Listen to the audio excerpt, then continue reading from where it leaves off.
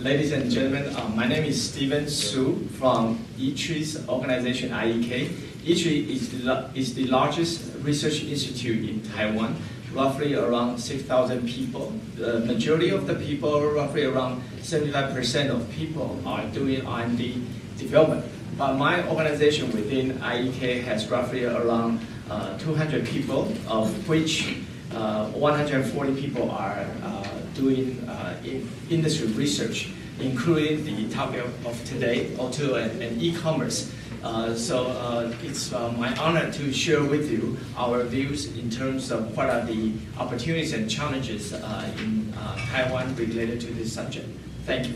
Fortunately, I don't have a video to show. Unfortunately, my organization does not have a product to sell. So hopefully that I can cut off some time with my brief view in terms of how we see as this O2O and e-commerce. So we share with you a little bit on our view for the global trends, our interpretation from this side of the world. Then what are the opportunities, but I will mention some challenges within Taiwan for the O2O platform development before the conclusion. How we look at this O2O,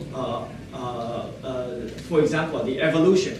You know, in the old days, when we look at this e-commerce 1.0, from marketing's perspective, that we basically group people into clusters. It would be lucky if we could get people, on the right target, for example.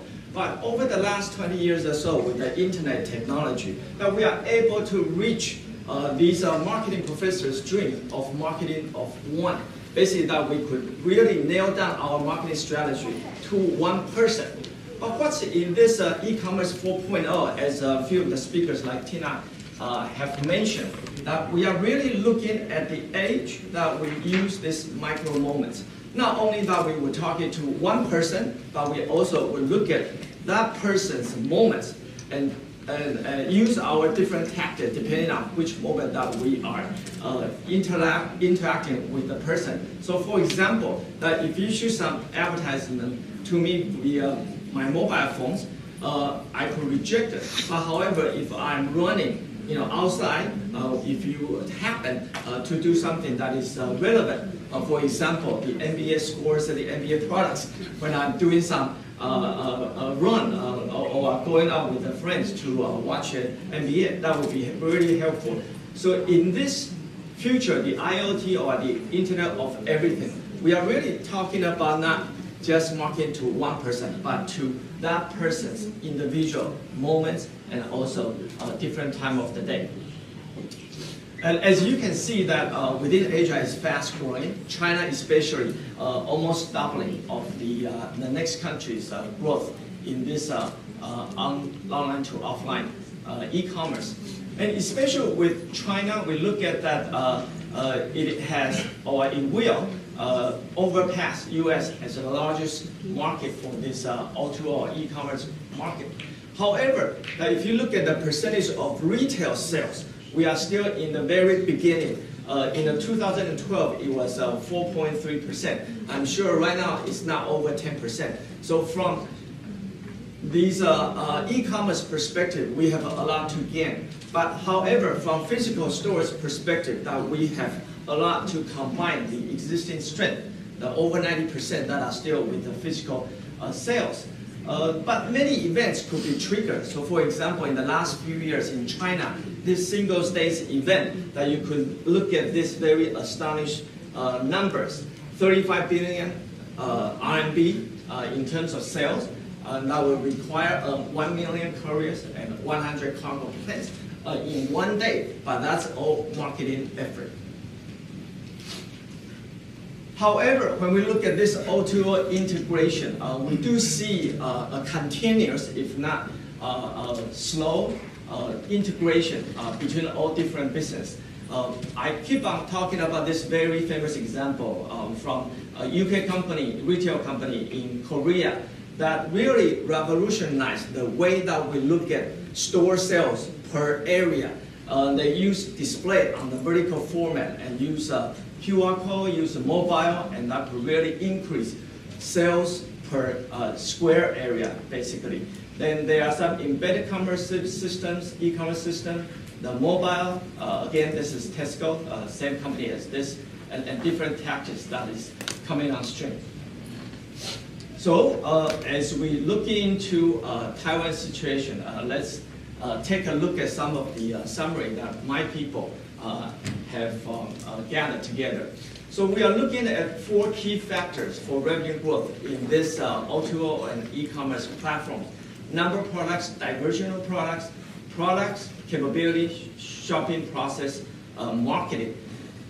My organization, ITRI, plus myself, my organization, IEK, now traditionally Taiwan company have looked at product capabilities, technology capabilities, and traditional market. But Taiwan is slow in catching on some of the O2O technology, especially in the, for example, fintech, especially in some of the, for example, the distributed ledger system, and that's what the ITRI is working on. But however, that we do have technology in the hardware side, whether it's mobile or some of the intelligent system in the automotive, and that's what we are working on. But as we all know that whether we talk about e-commerce or O2O, what differentiates from all these marketing technology is how you treat data. Data is either part of your products or part of your tools going to the market. And the data, the way that we analyze data, will affect how we understand the shopping process, the purchasing behavior, and also how we would market to the audience. I remember in the mid-90s that I was working in Kuala Lumpur. I see many friends from that beloved country. That was the day when minibus or bus mini was still running, bus without door, and also taxi starting with 2 ringgit.